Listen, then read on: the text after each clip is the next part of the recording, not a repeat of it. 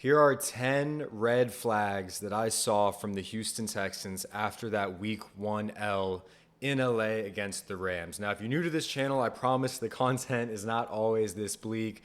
Don't forget to like and subscribe for more, but there will be some more positive videos after this. When I had to create this video just after everything that happened yesterday. Without further ado, let's just get straight into it. You saw the thumbnail. Let's start with our new offensive coordinator, Nick Caley.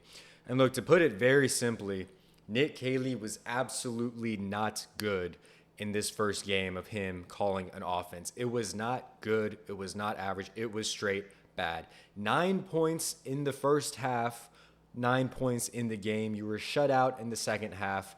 This actually happened before, ironically, with CJ Stroud against the Ravens, the first game he ever played in his NFL career with Bobby Slowick. We also scored 9 points. And unfortunately, or fortunately, that was a good season where we went 10-7. We might go 10-7 this season. There's a positive there as well as a negative, in my opinion. I don't think you want to be measuring up to Bobby Slowick days, but at least we're somewhat consistent. But seriously, let's get into why Nick Caley wasn't good. The lack of halftime adjustments is something we always talked about with Bobby Slowick. And man, when you get shut out in the second half, that is just we got owned in the second half. And what really bothered me was there were no Nico dig routes. If you go to the half and you're looking at the stat sheet and you're seeing Nico Collins 2 targets, 10 yards or whatever it was. Dude, you have to force Nico the ball. I don't know if it's a Caley issue, not scheming him open. Maybe it's a Stroud issue, not just giving him a chance. Nico is the best offensive player on the team. You have to get him the ball. I don't care if he's getting triple teamed. Throw him the ball, man. And if he is getting triple teamed, there's enough good receivers on this team where we should be able to spread the ball around way more efficiently than we did. Jalen Noel was completely absent. I don't know where he went. I saw him on a couple punt returns. That's it. Higgins was your top receiver with 2 catches and 32 yards. I love Jaden Higgins, but I don't want to rely on the rookie, and I can't even call that relying on him. He had 32 yards. He also had an interception get snatched from him. Hopefully that's a learning moment. But the other big problem I had with Nick Caley calling the game was there was no quick passing game. The offensive line is not good, dude. You have to get the ball out fast. And I know we didn't have Christian Kirk, but you got to use Jalen Noel. You got to use Higgins. Higgins can win in the slot. He's a big receiver who can win in the slot. Where was the slot passing? It was nowhere to be found. The passes that we did make were deep. They were nice. They were good, 14, 15 to 23 yard gains, but they were so rare and far in between. And when you don't have a quick passing game, your quarterback can't get into rhythm. And when you have a shitty O-line, it should be even more obvious that you need to use that quick passing game. And it was just non-existent, man. It was not there at all. One positive, I guess I'll say, is the tight ends got involved, but that's pretty much because all the other receivers got shut down. Might I add, dude, this is not a particularly awesome Rams secondary. Their D-line is good, but their secondary is okay. I wouldn't say it's amazing at all. But let's move on. That was the first red flag, is that Nick Caley did not have a good debut game. The second red flag is, man, CJ Stroud has developed some bad habits. He's holding on to the ball too long. I'm not going to sit here and say every sack was CJ Stroud's fault, but he did hold on to the ball too long. And just look at it. CJ Stroud was sacked 3 times for 37 yards. Matthew Stafford was sacked 3 times for 21 yards. When CJ gets sacked, he takes big drive-killing sacks. There was a play where Matthew Stafford got sacked, where Foley Fatukasi comes right up the middle, and Matthew Stafford just lays down. He just lays down, takes a 6-yard sack. When CJ Stroud feels pressure up the middle, he runs backwards. He tries to do too much. He tries to save the play. Dude, you just got to throw it away or you got to take the sack. Along with that, his pocket awareness decreased. In the broadcast, you heard about how he had pressure come on off a right tackle, and he could have stood up in the pocket. There was a little bit of space. He probably could have stood up in the pocket. Instead, he takes another big sack. Also, something that made CJ Stroud so great his rookie year was that he was able to throw guys open. He was able to anticipate. He was able to throw those anticipation throws. That seems to have gone. It just looks like Stroud it's like either his receiver has to be wide open or he won't throw the football. And you just can't play in the NFL like that, dude. You got to take shots. You got to throw the ball when receivers aren't looking at you. You've got to predict their routes for them. That comes with chemistry. I know it comes with time, but we saw that so much his rookie year. And it just feels like he's done that less and less. Like he's waiting until guys are wide open, and if they're not, he's holding onto the ball too long, and he's not putting the ball where only his guy can get it and to where they can make a play. It just has to be a perfectly wide open receiver. And again, the Nico Collins stat line is proof, man. You have to take chances when you're not moving the ball at all, in my opinion. Oh, and here's my favorite one. Not really, but we have to talk about it. This offensive line is a mess, and everybody knew this seemingly going into this season except for the Texans front office. This is just the most embarrassing thing I've ever seen. You make Ariante Ursary play right tackle. I understand why you do that. It's because Ed Ingram gets sick or gets hurt, and so you have to shuffle your line right before you play the game. That's already not great. So you make your rookie left tackle play right tackle going into the game, whatever. But then you move him to left tackle when Cam Robinson gets hurt, and then you move him back to right tackle in the same game. So he's been practicing a left tackle the whole camp. He plays right tackle to start the game, goes to left tackle in the middle of the game, then goes back to right tackle in the middle of the game, and he's a rookie. Like, the fact that they made him do that is ridiculous. I will not talk bad about Ursary. He's a rookie, and he had to do that. It's absolutely insane. Also, they did this all because they were afraid to play Juice Scruggs, who must be awful because they played Blake Fisher at right tackle, and that dude sucks. Blake Fisher might be the worst offensive lineman we had. He gets in, he plays 2 snaps, he gets a 15-yard penalty because he grabs Jared Verse or Byron, whoever it was, one of the two's face masks, and it's just like, what are you doing, dude? Like, absolutely no depth in the offensive line, and it just does feel like a repeat of last year, which is just horrifying. You can't play Juice Scruggs, you can't play Blake Fisher. They're your second string offensive linemen, and you literally can't play them. Absolutely ridiculous. Touched on this a bit earlier, but man, I don't care what the excuse is, what people are going to say. I don't care that this is the first week. Nico Collins is a top 5 receiver in the NFL, and for him to finish with 23 yards or 25 with 3 catches is absolutely unacceptable. One of the catches was a design screen, so you can take out a reception, you can take out about 10 yards. I mean, absolutely. And look, if they are bracketing Nico Collins, where's Jaden Higgins? Where's Jalen Noel? One of them should have at least 50 yards. Like, just do the math. Like, if they're taking away Nico Collins, there should be other options.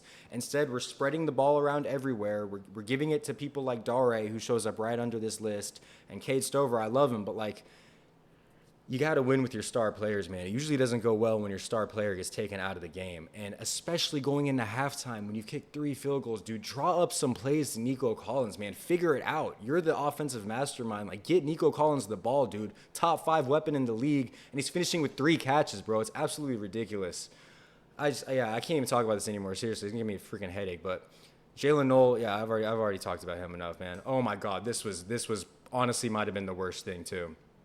The running back personnel decisions might have been the most egregious thing on the list. Chubb starts as your running back number 1. That's fine. He actually put the team on his back in the last drive. Why is Dameon Pierce in the freaking game? Dameon Pierce hasn't shown you anything last year. He hasn't practiced all throughout training camp, and he's getting, four carries. He drops a pass. Like, this Dameon Pierce thing needs to be done, dude. Dameon Pierce has shown nothing for over a year, and he finds his way into the roster. It'd be one thing if he just found his way into the roster. He's listed above Woody Marks, the running back that you moved up. You gave up a 3rd-round pick for to pick in round 4 from USC, the rookie, and you're putting in Dameon Pierce over him. Absolutely absurd and ridiculous. Also, Dare, I mean, I don't want to beat the guy up too much, but Dare is the guy you choose to have on your last final drive. You give him the ball twice. I love Dare. He's been able to hang around teams. He's a glorified special teamer, dude. He is not the dude who closes games. He is not the dude you put in with 2 minutes left when you're trying to win a game, okay? It's almost like you drafted a running back to use, and you're not using him. You're putting in 3 other backs, one deservedly, but Dameon Pierce and Dare should not be playing above Woody Marks. Woody Marks needs to be the running back 2 on this team. It's absolutely mind-boggling.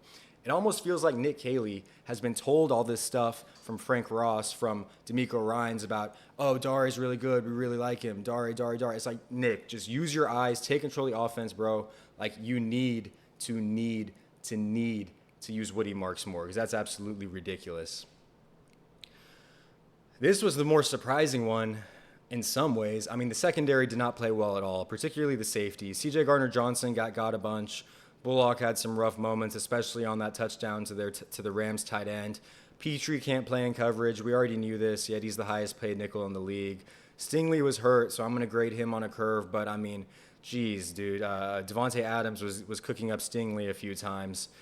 Laster allowed 4 out of 4 catches when he was targeted, and I mean, yeah, this secondary did not play well. Defensive line played amazing. Secondary, not so much. And that was kind of shocking. But then again, it's also Sean McVay. And that's the other thing. If Puka Nacua can go for $130 on our secondary, there's no reason why you can't scheme open Nico Collins against the Rams secondary. There's zero reason why that should be a thing. Absolutely ridiculous. I mean, you learned from McVay. You were in his building, Caley. Like, figure it out, dude. That's the thing, man. That's so annoying, bro. I don't even know what red flag we're on now, but I've touched on this a bit earlier. The drafting strategy, starting with Woody Marks, right? You spend a future third to move up in the 4th round to select Woody Marks, yet Dare Agumbawale is getting the ball in the final seconds of the game.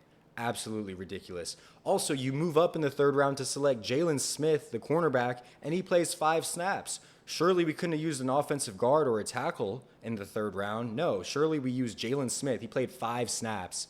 Drew Scruggs and Blake Fisher, you just wasted 2 second-round picks in 2024, 2023. There's no line depth because this team would rather get cornerbacks that don't play and draft quarterbacks that don't play. Like, just throw bodies in the room, bro. It's absolutely ridiculous how little we've spent on O-linemen. But at the same time, it's like, even when we draft offensive linemen, they suck. Like, Drew Scruggs sucks. They would rather play Blake Fisher than him, which is mind-boggling because Blake Fisher is super bad as well. So I really don't want to see Drew Scruggs play almost. Okay, so stop ranting on it. Let's keep moving on. Messy penalties. I mean, some of this I'm going to cut them some slack on because it is the first time you have Nick Caley calling an offense, but the pre-snap penalties are ridiculous. The illegal shifts, Schultz had a false start, Higgins had the illegal shift. There was a holding penalty on Cam Robinson in the first drive.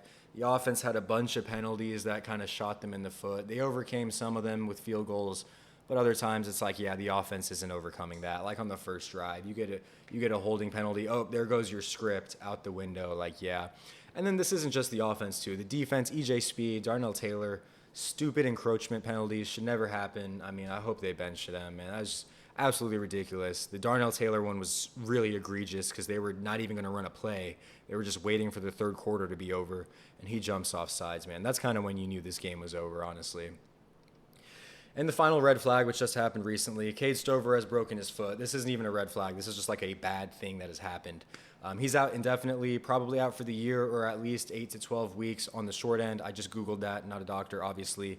And it sucks because the tight ends were the bright spot this game. Schultz had a decent game. Stover had a decent game. I thought they both had equal receptions as our receivers did. And, you're not expecting a lot from 2 tight ends, and I felt like they actually performed well.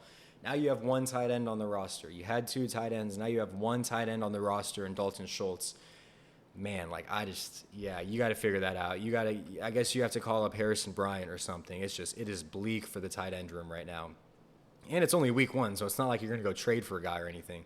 So, yeah, that is it. And I guess the 10th red flag would be what has changed. Well, really nothing, because we've seen this before. We've seen last year us having an elite defense like we do now. We've seen what a bad O-line will get you. Pretty much nothing in terms of, raising past the division. Only this time there's no Joe Mixon. So what has changed? The defense hasn't changed. It's still elite. The bad O-line hasn't changed. It's still bad. But now you have no Joe Mixon, who I would say was our best offensive player last year and our closer in several games. So in my opinion, what's changed? We've gotten worse. There's no Joe Mixon. You're replacing that with Chubb. He's not the same level as Mixon. No one should disagree with me on that. And yeah, in my opinion, we are fighting to win the division. That needs to be the goal right now. Forget competing with the Josh Allens. Forget competing with the Lamar Jacksons. We saw that game yesterday. That was insane. Shout out Josh Allen. That was crazy. We're not there. We're not even competing with the Chargers, I would say. They just beat Mahomes. We're not competing with Mahomes. We are just trying to win the division. That is the goal for this season, in my opinion. And I know this has been really bleak, so I will try to end on a glimmer of hope. And I literally thought long and hard to what this glimmer of hope should be. Trust me, I thought about it. And what I came up with was this. I still believe in Nick Caley. All right. Bobby Slowick scored 9 points in his opening, Texans debut, and we were able to go 10-7 and win the division. Unfortunately, we did that again, and we underachieved. This year, 10-7, that might be like, we might actually benefit from that. 10-7 might be a welcome record. So I don't know. I still believe in Nick Caley. It's a lot to learn. I don't want to bash the dude completely. It was his first time. But, I mean, the one thing we've taken for granted is Stroud and Nico's connection, and that went out the window, so what do you want me to do? Okay, anyway, the offensive line was slightly better, and this really just feels like me trying to pull something out of nothing, but the offensive line was better. There was less pressure up the middle. There was a little bit of a run game towards the end with Chubb. Not as many dumb penalties, still a few. I think the main points of emphasis were the tackle. The tackle play wasn't great, but that is a good defensive line. And so I will say the offensive line was slightly better. The caveat is, God forbid we have an injury and we have to play Drew Scruggs or Blake Fisher, we will go right back to where we were last year and maybe even worse. So that's what I'll say about that. But that is all I have for this video, guys. 10 red flags. I promise this will be the last quote-unquote negative but real video I will do about the Texans. I will pick it up. We will look ahead. We will look at Monday Night Football against the Buccaneers. We will think about that in upcoming videos. So if you enjoyed this, if you agreed with anything, if you disagreed with anything, let me know in the comments, guys. I will see y'all in the next one, man. No matter what, I love this team. I might not love the people who run the organization, but I will love this team. I'm not jumping ship yet. But my expectations for this season have tanked a little bit. But let me know in the comments, what do you think about this? Don't forget to like and subscribe for future videos, and I will see you guys in the next one, man. Peace out.